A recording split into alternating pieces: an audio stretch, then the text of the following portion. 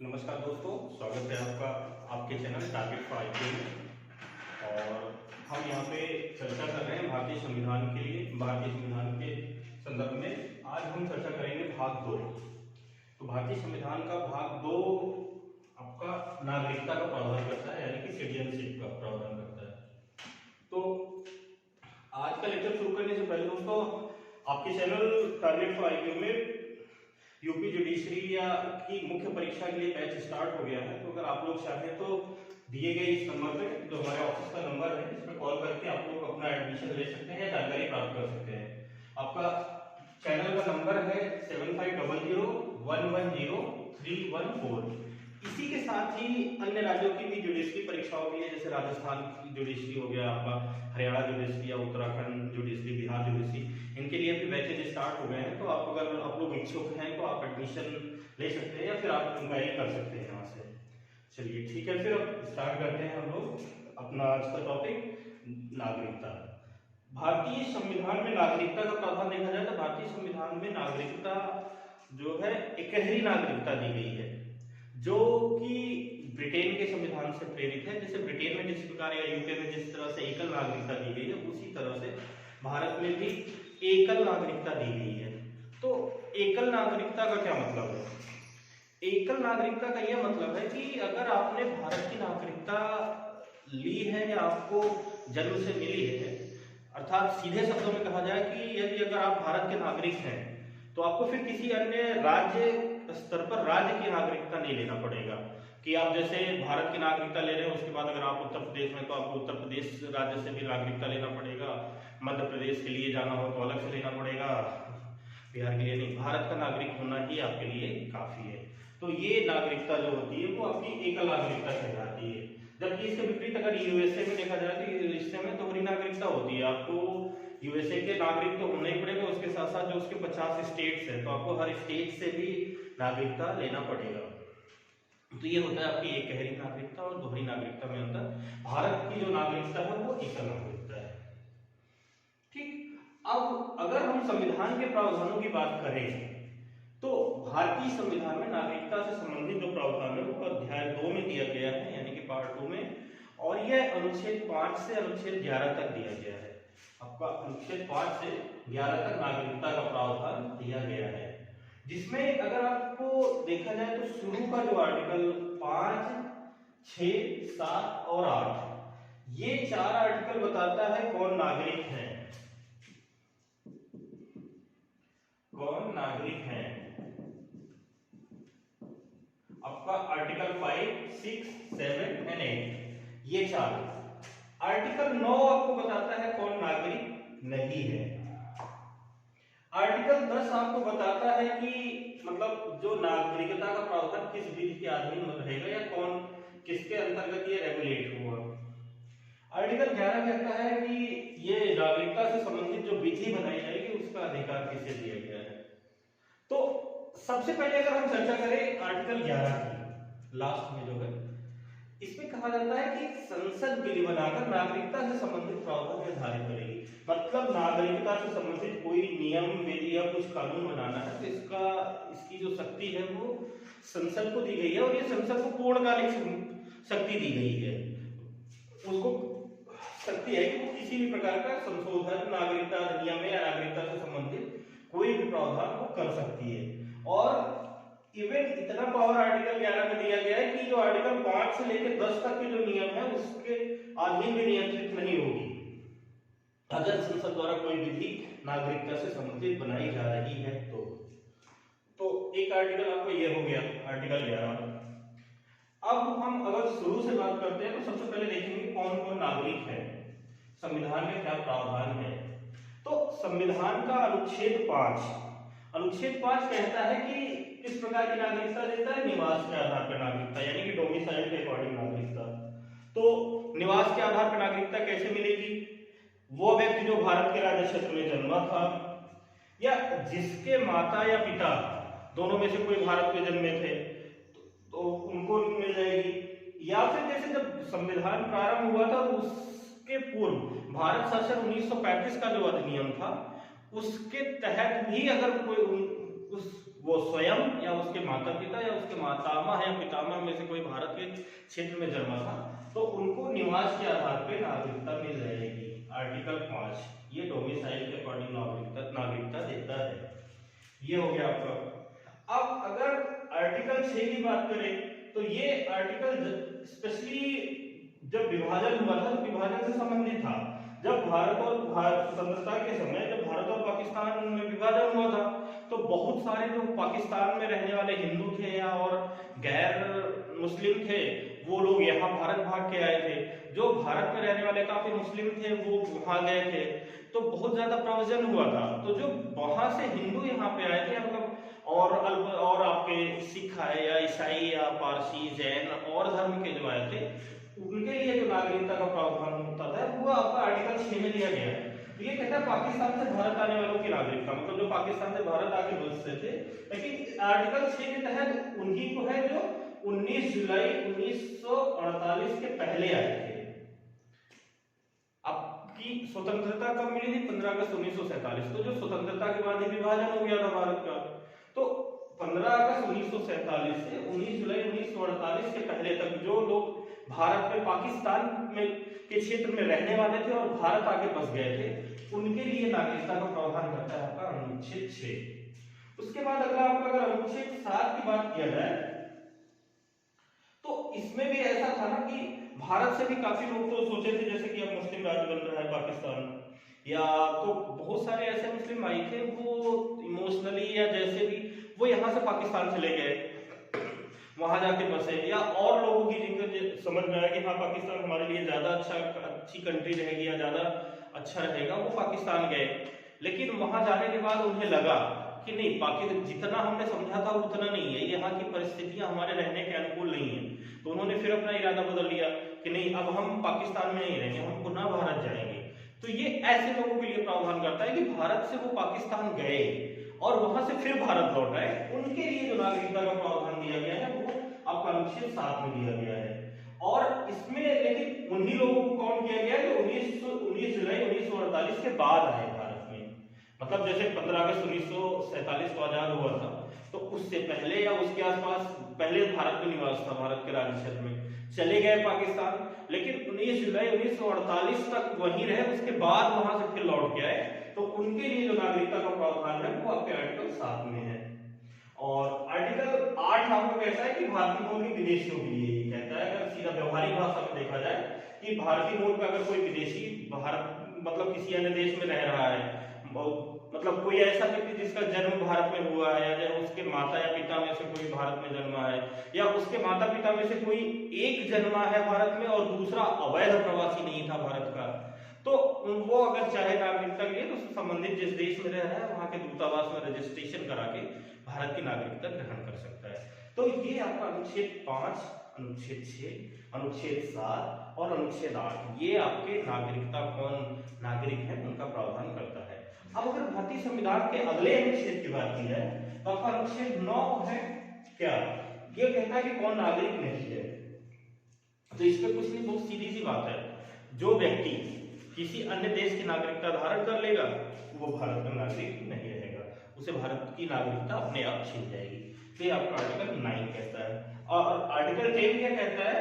Article 10 कहता है कि आर्टिकल 5 से 8 तक जो नागरिक हैं वो भी संसद की विधि के अधीन नागरिक बने रहेंगे। मतलब जो नागरिकता से संबंधित विधि बनाई जा रही है तो ये जैसे जन्म के आधार पर या प्रवचन के आधार पर या वहां से लौट के आने के बाद वो विदेशी, इनको भी जो नागरिकता के अधिकार है इनको वही अधिकार प्राप्त होंगे जो संसद के द्वारा विधि बनाकर रखे, जो बनाकर प्रस्तुत किया जाएगा या लागू कराया जाता है। तो ये आपका नागरिकता से संबंधित संवैधानिक प्रावधान है। अब इसके बाद अगर देखा जाए कि भारत में अगला चरण जो है कि भारत में किस प्रकार से नागरिकता जो है वो कितने प्रकार से प्रदान की जाती है या नागरिकता कितने प्रकार से छीनी जा सकती है, इसको हम आगे देखते हैं। इसके बाद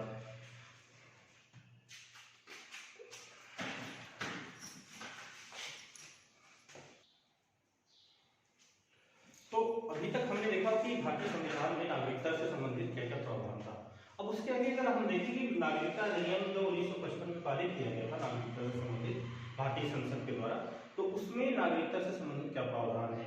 तो इसमें अगर देखा जाए कि नागरिकता कितने प्रकार से प्राप्त की जाती है, जो नागरिकता जो 1955 में वर्णित है, तो उसके आधार पर 5 प्रकार हैं, 5 तरीके ऐसे हैं जिनके आधार पर नागरिकता प्राप्त की जा सकती है भारत की। तो इसमें अगर पहला देखा जाए तो पहला है जन्म से नागरिकता, सिटीजनशिप बाय बर्थ। तो इसमें सीधी सी बात है कि कोई भी बच्चा जो भारत में पैदा हुआ है और उसके माता पिता दोनों भारतीय हैं, या फिर माता पिता में से कोई एक भारतीय है और दूसरा जो है वो भारत में अवैध प्रवासी नहीं है, मतलब अवैध रूप से नहीं रह रहा है, तो उसको जन्म से भारत की नागरिकता दे दी जाएगी। ठीक, ये आपका पहला हो गया। अब इसका अगर जो एक है और दूसरा अवैध, इसका एग्जांपल देखा जाए, जैसे अगर कोई भारतीय मूल का कोई व्यक्ति था, चाहे वो पुरुष हो या स्त्री, वो कहीं बाहर जाता है और किसी विदेश की पुरुष या महिला से शादी करता है, अगर पुरुष है तो महिला से या महिला है तो पुरुष से, और वो भारत में आता है, तो वो तो भारत का नागरिक था, लेकिन जो उसका पार्टनर था उसको तुरंत तो नागरिकता नहीं मिल जाती, उसके लिए रजिस्ट्रेशन करवाना पड़ता है। रजिस्ट्रेशन तभी होता है कि आपने अगर 7 वर्ष तक भारत में निवास किया है तो उसको उसके पार्टनर को तो नागरिकता नहीं मिली है, लेकिन वो यहाँ पे रह रहा है, आपका मैरिड वीजा जो है अभी उसके आधार पे, और उसी समय उसको कोई बच्चा होता है, तो उस बच्चे को जो नागरिकता है वो जन्म के आधार पे ही नागरिकता दे दी जाएगी, भले ही उसके दोनों माता पिता में से मतलब दोनों जो विदेश का था उसको नागरिकता मिली है या नहीं मिली है। ये आपकी होगी पहली जन्म से नागरिकता। अब दूसरा आता है वंशक्रम से नागरिकता। तो वंशक्रम के आधार पर यह है कि जब बच्चा भारत में पैदा नहीं हुआ था, लेकिन उसके माता या पिता या मातामह या पितामह इनमें से कोई भारतीय था, तो उसको भी वंशक्रम के आधार पर नागरिकता दे दी जाएगी और ये भारत का नागरिक होगा। तो पहला जन्म के आधार पर नागरिकता, दूसरा वंशक्रम के आधार पर नागरिकता, ये तो क्लियर हो गया। अब तीसरी प्रकार की जो नागरिकता है वो आती है रजिस्ट्रेशन के आधार पर नागरिकता। तो रजिस्ट्रेशन पे नागरिकता 2 तरह के लोगों को दी जाती है। एक तो अगर कोई भारतीय मूल का व्यक्ति है तो वो अगर चाहे तो वो रजिस्ट्रेशन के आधार पर नागरिकता ले सकता है, और दूसरा जो है अगर कोई भारतीय मूल के भारतीय व्यक्ति से कोई विवाह करता है, कोई भी पुरुष या स्त्री जो भारत का निवास नागरिक नहीं है, किसी भारतीय से अगर निवास करता है, विवाह करता है, तो उसको भी भारत की नागरिकता के लिए रजिस्ट्रेशन करवाना पड़ता है। तो ये आपकी रजिस्ट्रेशन के आधार पर नागरिकता होती है। रजिस्ट्रेशन के आधार पर नागरिकता होती है। इसमें यही है कि आवेदन के लिए पात्र कब होगा, वो 7 साल तक उसको भारत में रहना होगा, तो वो 7 वर्ष तक भारत में रह करके आवेदन कर सकता है। इसका एग्जांपल अगर आपको देखा जाए तो जैसे सोनिया गांधी जी थी, तो सोनिया गांधी जी इटली की निवासी थी, उन्होंने शादी किया था आपके पूर्व प्रधानमंत्री राजीव गांधी जी से। तो राजीव गांधी जी तो भारतीय थे लेकिन सोनिया गांधी नहीं थी, तो लेकिन जब वो यहाँ पे आई तो उन्होंने फिर उनको रजिस्ट्रेशन करवाया और रजिस्ट्रेशन के थ्रू उनको भारत की नागरिकता मिली है। तो इसीलिए शुरुआत में जैसे था, जब शादी करके वो आई थी और भारत में रह रही थी, उस समय राजीव गांधी इंदिरा गांधी जी की हत्या हो जाती है, राजीव गांधी जी प्राइम मिनिस्टर हो जाते हैं, तो उस समय बड़ा विवाद हुआ था। भारतीय प्रधानमंत्री जो है उनकी वाइफ ने वो भारत की नागरिक ही नहीं है नागरिक, तो रीजन यही था कि तुरंत नागरिकता नहीं मिल जाती है, वो नागरिकता जो है आपको 7 साल तक रहना पड़ता है, 7 साल तक भारत में रह के आप रजिस्ट्रेशन के लिए आवेदन कर सकते हैं। तो ये आपकी रजिस्ट्रेशन से नागरिकता हो गई, तीसरा प्रकार। चौथा आपका होता है देशीकरण से नागरिकता, इसको हम अंग्रेजी में कहते हैं नेचुरलाइजेशन, यानी नेचुरलाइजेशन से नागरिकता। ये कौन सी कैटेगरी है? ये वो कैटेगरी है जो तीनों में लागत नहीं आती है। अगर कोई भी व्यक्ति जो भारत की नागरिकता लेना चाहता है और तीनों में पात्र नहीं है, पहले दूसरे तीसरे, जन्म से या वंशक्रम से या रजिस्ट्रेशन के आधार पे, तो उसको जो नागरिकता मिलेगी वो देशीकरण के आधार पर नागरिकता मिलेगी। तो इसमें जो कंडीशन है वो ये है कि ये भारत सरकार प्रदान करती है। जैसे कुछ विशेष क्षेत्र के लोग हैं, वो विदेश के हैं लेकिन भारत में आके रह रहे हैं, जैसे कला, दर्शन, साहित्य, विज्ञान, मानव सेवा आदि, इन सब के क्षेत्र के रहने वाले लोगों को भी भारत में वो नागरिकता दी जा सकती है। इसका सबसे बड़ा एग्जांपल है आपकी मदर टेरेसा जी। मदर टेरेसा भारत की निवासी नहीं थी, लेकिन वो भारत में रहकर मानव सेवा किया था उन्होंने, उनको भारत की नागरिकता दे दी गई थी। तो इस प्रकार से होता है। इसकी जो कंडीशन है वो है कि 12 वर्ष में वो भारत में वो 12 वर्ष निवास किया हो पिछले 13 वर्षों में, और पिछले 1 वर्ष तक वो लगातार भारत में रहा हो। ये नहीं है कि टुकड़े टुकड़े आप एक बार आए, आप 4 साल रहे, फिर चले गए, 2 4 10 साल आप घूम टहल के फिर आए, फिर 2 3 साल रह गए, फिर चले गए। ये नहीं, आप पिछले 13 वर्षों में आपने भारतवर्ष में 12 वर्ष निवास किया है, भारत में 13 वर्ष में 12 वर्ष, और जिसमें जो लास्ट का ईयर था जिस समय आपको नागरिकता मिलने जा रही है, आपने 1 साल तक लगातार भारत में निवास किया है, तो आपको देशीकरण से नागरिकता मिल जाएगी। इसी तरह की नागरिकता के लिए जैसे कि बार बार प्रयास कर रहे हैं ना, अभी एक वो जो पाकिस्तानी है तारिक फतेह, तो तारिक फतेह इसी हिसाब पे वो देशीकरण के आधार पे नागरिकता के लिए प्रयास करने की हमें भारत द्वारा नागरिकता दे दी जाए। अभी वो है पाकिस्तान के जो है बलूच, उसके बलूच क्षेत्र के, उन्होंने कनाडा की नागरिकता ली हुई है लेकिन रह रहे हैं भारत में ही, तो वो इसी प्रकार की नागरिकता चाह रहे हैं, तो ये आपकी देशीकरण से नागरिकता होगी। चौथी नागरिकता ये है कि राज्य क्षेत्र के अधिकरण द्वारा नागरिकता, अधिग्रहण द्वारा, अगर भारत सरकार द्वारा किसी भी क्षेत्र पे अधिग्रहण कर दिया जाता है तो उस क्षेत्र के जितने नागरिक होंगे उन सबको स्वतः भारत की नागरिकता मिल जाएगी। तो ये नागरिकता अधिनियम में 5 प्रकार के तरीके जो बताए गए हैं जिनके आधार पर नागरिकता प्राप्त की जाती है। अब इसके बाद देखा जाए तो नागरिकता समाप्त होने के तरीके, तो नागरिकता समाप्त होने के तरीके क्या हैं वो देखेंगे। तो इसको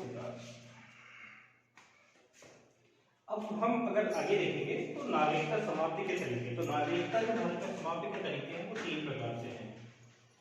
पहला आपका परित्याग करके रेनुंसिएशन, दूसरा समाप्ति से टर्मिनेशन, और तीसरा आपको वंचित करके डिप्रेशन से।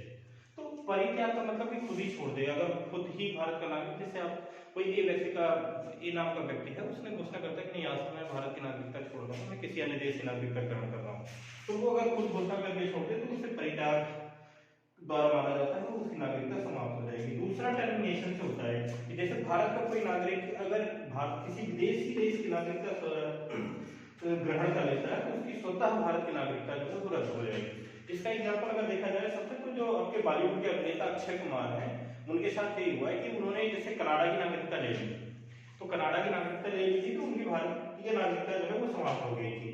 तो इसी वजह से उन्हें लगातार आपने देखा होगा न्यूज में कि विवाद रहता है कि हाँ ये मत नहीं दे सकते हैं, ये नहीं कर सकते हैं, क्योंकि रीजन यही था कि उन्होंने कनाडा की नागरिकता ले ली थी। हालांकि उन्होंने अभी पिछले कुछ महीने न्यूज में था कि वो पुनः फिर वहां की नागरिकता छोड़ने के लिए उन्होंने आवेदन किया और भारतीय नागरिकता ले ली, लेकिन जो परित्याग ये समाप्ति होती है टर्मिनेशन की, वो ये कैटेगरी होती है।